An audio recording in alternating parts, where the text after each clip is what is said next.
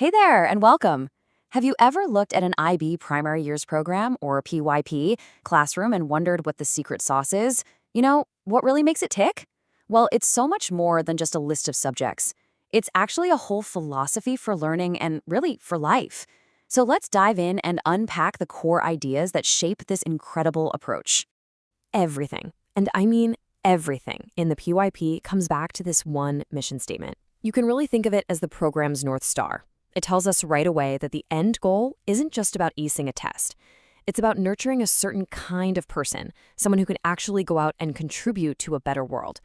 So the big takeaway here is, the who we're all becoming is every bit as important as the what we're learning. And that leads us perfectly to the ultimate goal of all of this, the student. The entire educational framework is built from the ground up to shape and develop what the IB calls a learner. Okay, but what does that actually look like in practice? What are the qualities, the characteristics that really define this ideal learner? Well, the answer is framed by 10 specific attributes.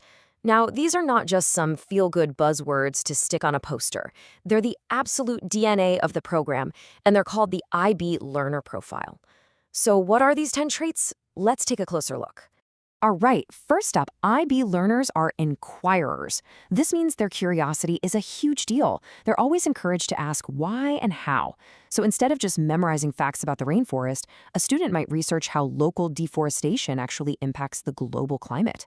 And naturally, that whole process of asking real questions leads them to become knowledgeable as they start exploring these big, significant ideas that connect what they're doing in the classroom to the entire world. They're also developed as thinkers, and not just to solve a math problem, but to really grapple with complex ethical questions that, frankly, don't have easy answers.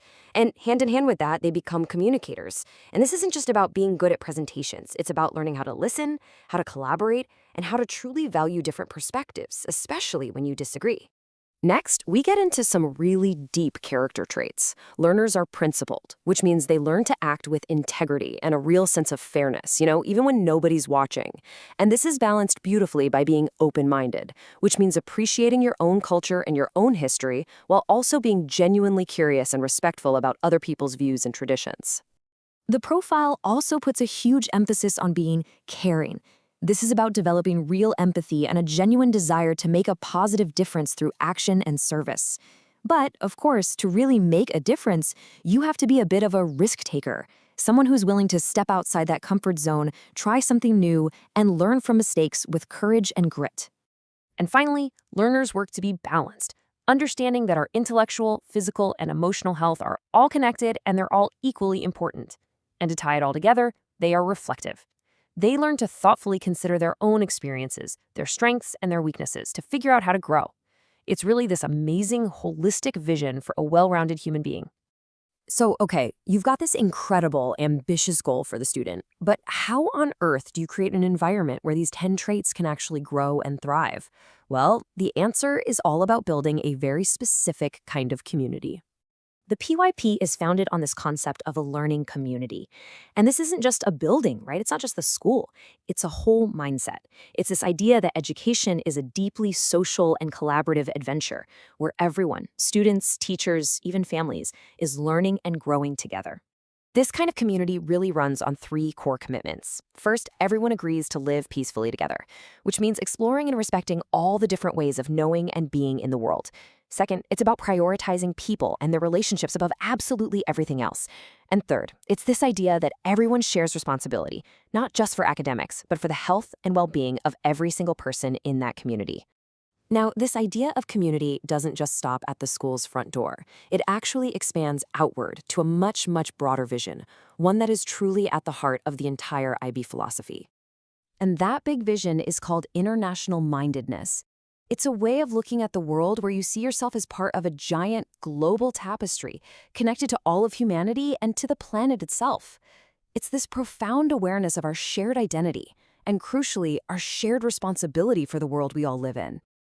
This huge idea is really built on 3 interconnected pillars. Think of it like a 3-legged stool. You've got global engagement, actively dealing with global issues, not just reading about them.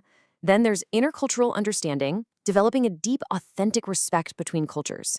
And finally, multilingualism, seeing languages as this powerful bridge for connection and understanding. Now, here's a really important point. Internationally mindedness isn't some destination you just arrive at one day. The PYP sees it as a continuous lifelong journey. It's a cycle. You're always defining what it means, learning more about it, taking action based on what you've learned, and then reflecting on how it went. And that reflection helps you redefine and start the whole cycle over again. It never stops. Okay, so we've talked about the ideal student, the supportive community, and this big global vision. But what does any of this actually look like on a typical Monday morning in a classroom? Let's bring all these big ideas down to earth with a really practical example. One of the clearest places you can see the philosophy in action is how students are grouped for learning. The PYP absolutely does not support fixed ability grouping, where kids are permanently put into high, middle, or low tracks. No way. Instead, it strongly encourages flexible, dynamic grouping right there in the classroom. So for one task, you might be grouped by interest. For another, by a specific skill you're working on. This creates this rich, diverse environment where everybody is constantly learning from each other's unique strengths. It's that learning community ideal in action. So we'll end with this thought. The PYP philosophy makes a pretty bold claim that the whole purpose of education is to help create a better, more peaceful world. And as we've seen, its entire model, from the individual learner all the way up to the global vision, is built on the rock-solid foundation of community. So the question I want to leave you with is this. If the goal really is a better world, just how essential is the community we choose to build along the way?